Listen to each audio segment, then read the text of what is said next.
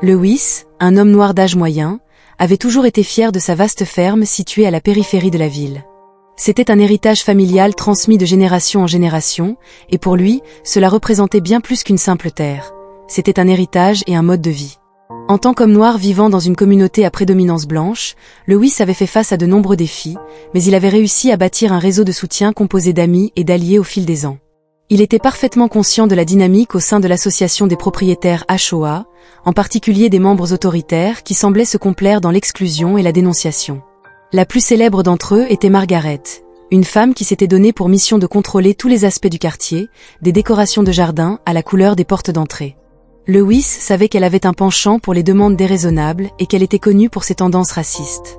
Un jour, alors qu'il parcourait de vieux emails sur les réglementations de la HOA, il était tombé sur une clause permettant à l'association d'utiliser les espaces communautaires pour divers développements, dans ce cas précis, une aire de jeu. Cependant, cette initiative nécessitait l'approbation des propriétaires. Cela lui avait donné une idée.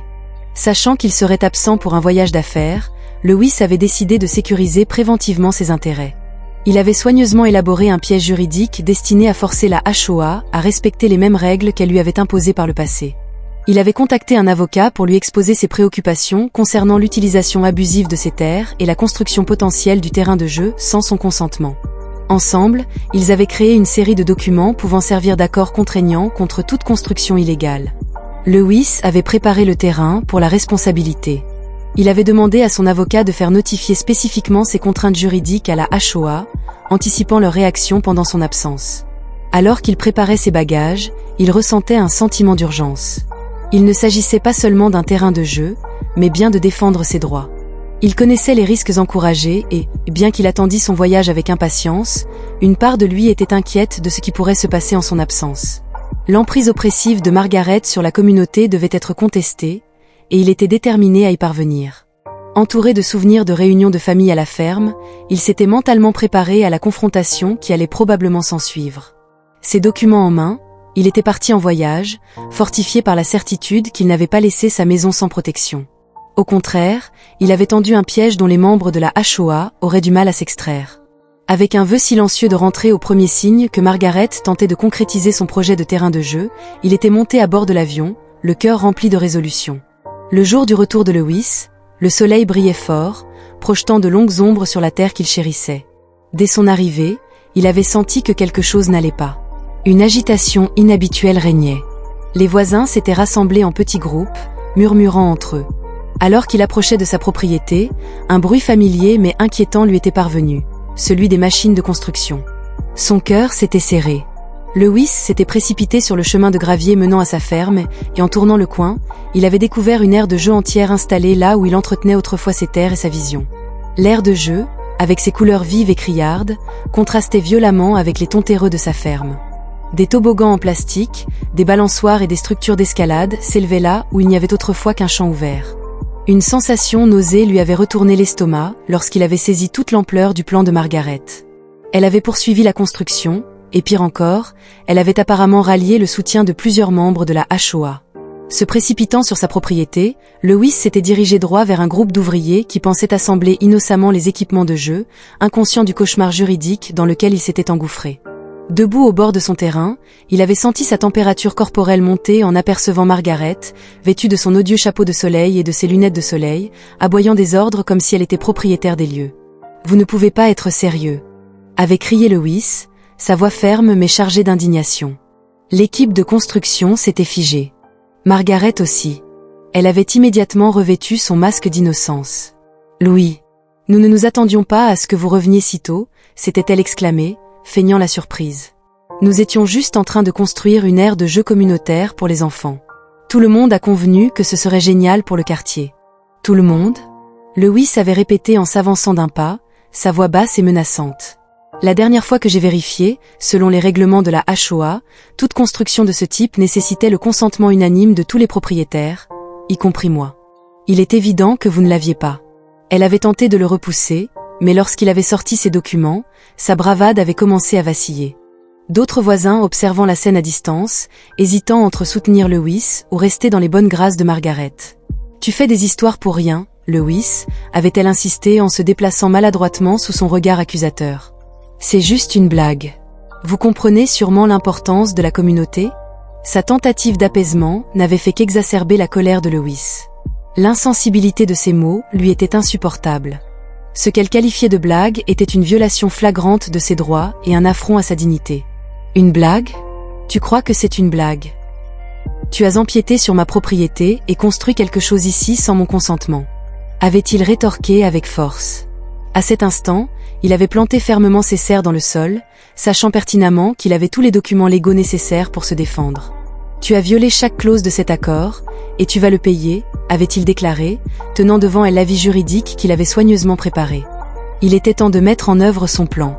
Tandis que des murmures parcouraient la foule, Lewis avait vu la réalité se peindre sur les visages de plusieurs observateurs. Beaucoup, bien qu'initialement du côté de Margaret par peur ou par complaisance, avaient commencé à prêter attention. Une curiosité piquée, une prise de conscience naissante. Ils comprenaient enfin l'ampleur de la situation. Il ne s'agissait pas seulement de Lewis, il s'agissait de défendre ce qui était juste. Avec une clarté renouvelée, Lewis s'était préparé à l'affrontement final. Il sortit les documents juridiques de son sac. J'ai ici une notification juridiquement contraignante qui interdit toute construction de ce type sur ma propriété sans consentement, déclara-t-il. Il marqua une pause avant d'ajouter, implacable. Et surprise, aucun consentement de ce type n'a jamais été donné, ni à vous, ni à la HOA, et certainement pas pendant mon absence. Le visage de Margaret rougit, un mélange de colère et de panique traversant ses traits. Sa confiance s'évapora sous l'examen inébranlable de Lewis. Dans une tentative hâtive de reprendre le contrôle de la situation, elle fanfaronna. « Vous nous menacez de poursuites judiciaires? C'est un projet communautaire, les enfants ont besoin d'espace pour jouer. » « Je ne menace personne, répondit-il froidement en brandissant le document devant elle et ceux qui s'étaient rassemblés. J'applique simplement la loi telle qu'elle est. Lewis vit alors d'autres membres de la HOA commencer à se tortiller, réalisant qu'ils se retrouvaient désormais en pleine ligne de mire d'une débâcle juridique potentielle.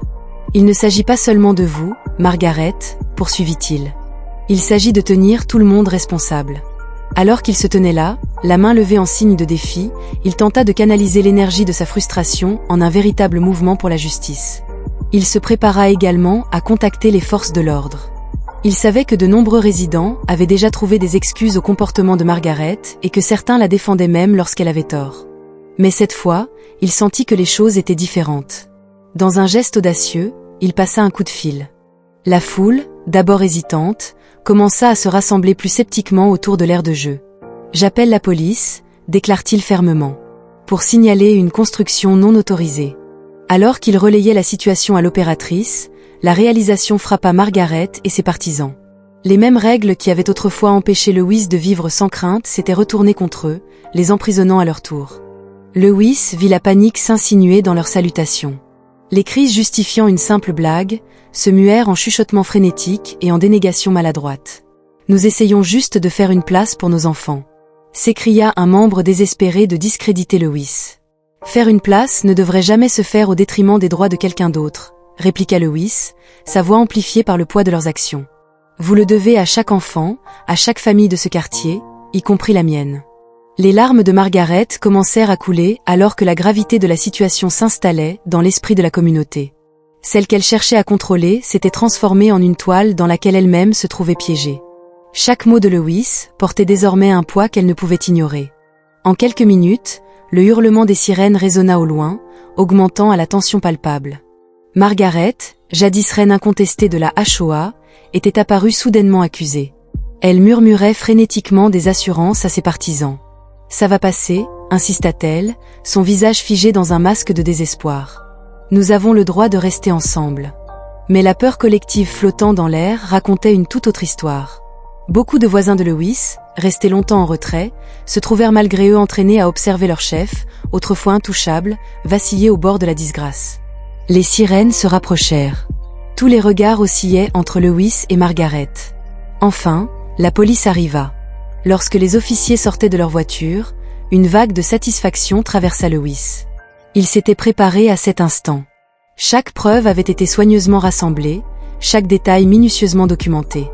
Un officier, adoptant un ton professionnel, s'avança et demanda « Monsieur, comment pouvez-vous aider ?» Lewis fit un pas en avant pour exposer la situation. D'un ton assuré, il expliqua le mépris total de Margaret pour les réglementations en place.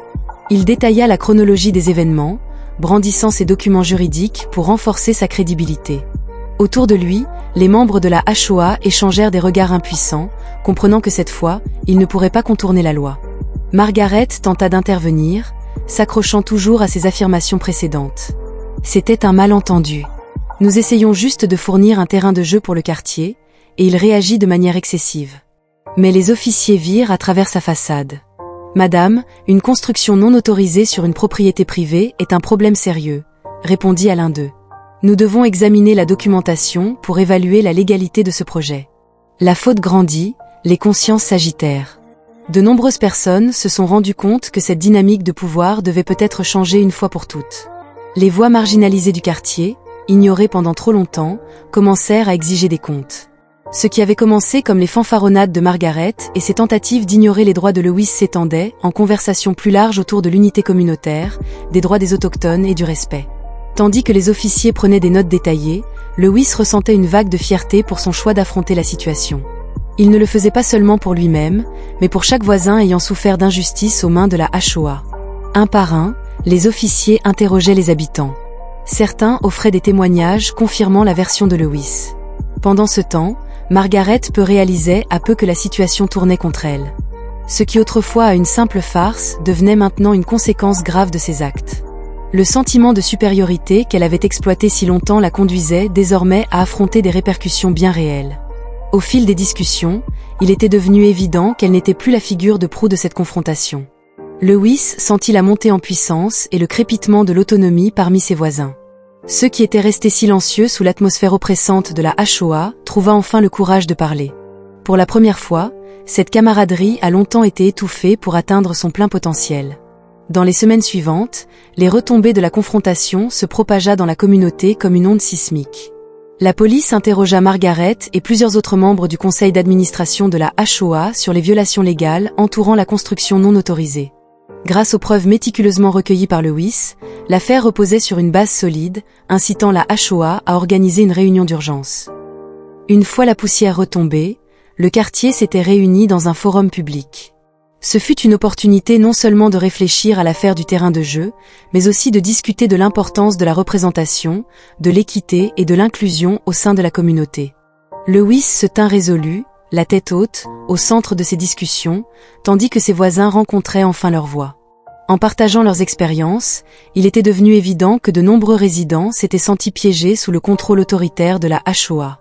Ils racontèrent des histoires d'amendes arbitraires, de lettres menaçantes et de la peur profondément enracinée de s'opposer au conseil. Les actions de Margaret avaient poussé beaucoup de gens à un point de rupture. Sa tendance à ignorer les préoccupations de ceux qu'elle ne considérait pas comme les siens était maintenant remise en question ouvertement. Alors que la salle se remplissait de voix exigeant un changement, Lewis comprit que ce moment était crucial. Nous avons besoin d'une HOA qui nous représente tous, pas seulement ceux qui correspondent à un certain moule, déclara-t-il avec passion. Construisons une nouvelle association qui donne la priorité à la transparence, à la responsabilité et à l'inclusion. Nous pouvons travailler ensemble pour créer une communauté où la voix de chacun compte. Ces paroles résonnèrent profondément.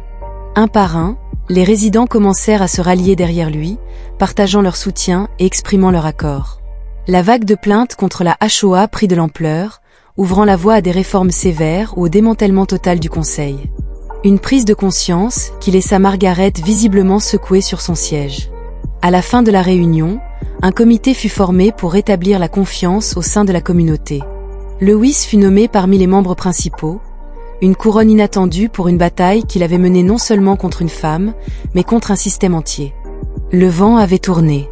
Margaret et ses partisans commencèrent lentement à disparaître, marginalement déshonorés, laissés face à une communauté qui s'était unie contre eux. Alors qu'ils se retiraient dans un silence pesant, Lewis ressentait une profonde satisfaction.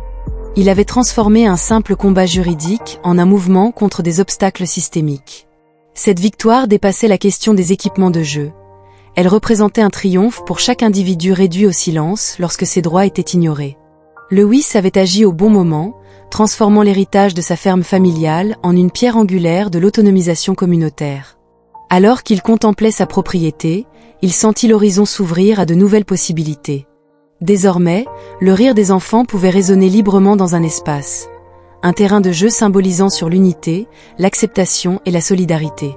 Et cette fois, chaque voix comptait, marquant une véritable évolution pour leur communauté. Merci d'avoir regardé, et à la prochaine dans une nouvelle vidéo.